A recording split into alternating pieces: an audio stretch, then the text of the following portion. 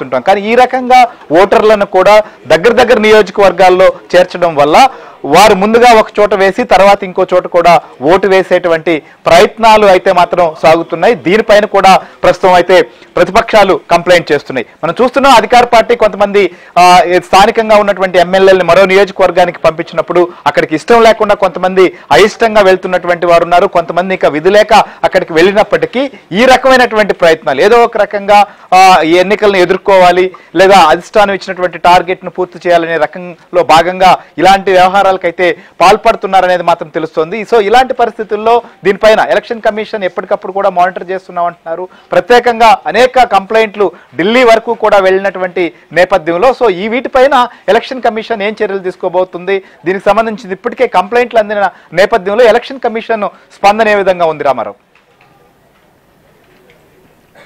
Srihari, election కమిషన్కి అయితే ఆంధ్రప్రదేశ్లో ఇక్కడ కేంద్ర ఎన్నికల కమిషన్ CEO ముఖేష్ కుమార్ మీనాకు పెట్టిన ప్రతి కంప్లైంట్ను కూడా కేంద్ర ఎన్నికల కమిషన్కు కూడా ఫిర్యాదు చేస్తూ ఉన్నారు.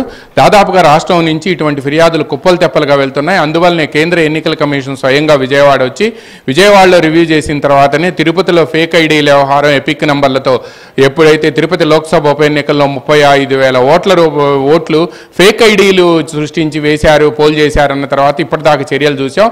అయితే ఇప్పుడు ఏదైతే ఒక నియోజకవర్గం నుంచి ఎవరైతే అభ్యర్థి బదిలీ చేశారో వాళ్ళ అనుచరులను తీసుకువచ్చి అక్కడ ఇక్కడ 2 చోట్ల కూడా ఓట్లు సృష్టించడం అనేది మాత్రం ఇది తీవ్రమైన నేరంగా కేంద్ర ఎన్నికల కమిషన్ కానీ రాష్ట్ర CEO కానీ పరిగణిస్తున్నారు.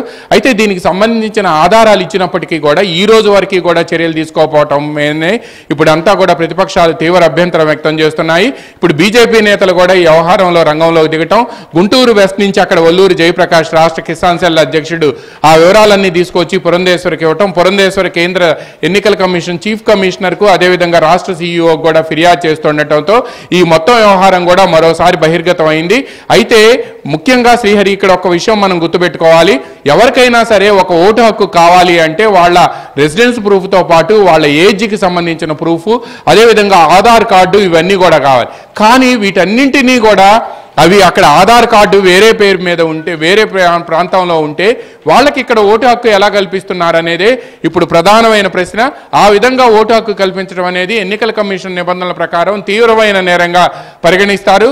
అందువల్లనే కొంతమంది BLOల ఉద్యోగాలు కూడా పోయాయి. ప్రకాశం జిల్లా పర్చూరులో కానీ లేకపోతే విశాఖ నార్త్లో కానీ సౌత్లో కానీ విజయవాడ సెంట్రల్లో కానీ అనంతపురం జిల్లా ఉరవకొండలో కానీ లేకపోతే చిత్తూరు జిల్లా తిరుపతిలో కానీ అనేక మంది ఉద్యోగాలు ఊడిపోయాయి. ఇప్పుడు మళ్ళీ అధికారులు అటువంటి చర్యలకే పాల్పడుతున్నారంటే డెఫినెట్గా కూడా కేంద్ర ఎన్నికల కమిషన్ జోక్యం చేసుకుంటే ఇటువంటి అక్రమాలన్నింటినీ అరికట్టడంతో పాటు ఫ్రీ అండ్ ఫెయిర్ పోల్ జరిగే అవకాశం ఉంటుంది అని కూడా ప్రజాస్వామికవాదికులు కాంక్షిస్తున్నారు.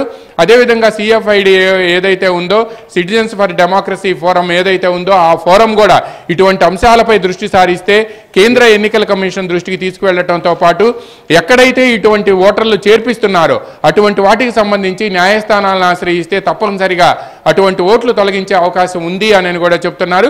బట్ కేంద్ర ఎన్నికల కమిషన్ ఇప్పుడు స్పందిస్తుంది అని కూడా రాష్ట్రంలో ప్రతిపక్షాలు ఆశిస్తున్నాయి. శ్రీహరి, రైట్, మీరు అన్నట్లుగా ఎన్నికల కమిషన్ కి అనేక దఫాలుగా ఇటు రాష్ట్రంలో ఉన్నటువంటి ప్రతిపక్ష పార్టీలు కావచ్చు, ప్రజాస్వామికవాదులు వీరందరూ కూడా కంప్లైంట్ చేస్తున్నప్పటికీ ఏదో ఒక రూపంలో అయితే మాత్రం ఈ కొత్త ఎత్తుగడకు తెరలేపుతూనే ఉన్నారు.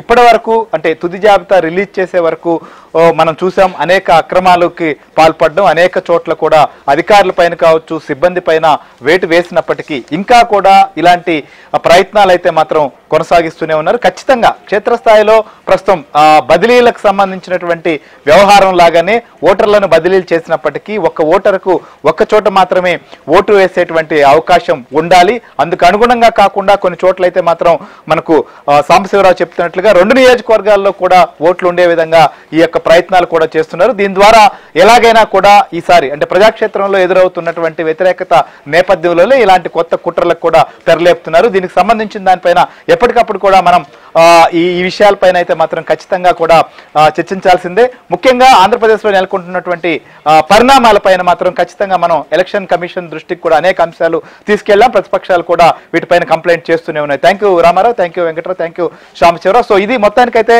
ఆంధ్రప్రదేశ్లో ఒక కొత్త కుట్రకు తెరలేపారు. ఎలాగైనా కూడా ఎన్నికల్లో గెలవాలనేటువంటి ఉద్దేశంతో దీనిపైన ఎలక్షన్ కమిషన్ కూడా సీరియస్ గా దృష్టి పెట్టాల్సినటువంటి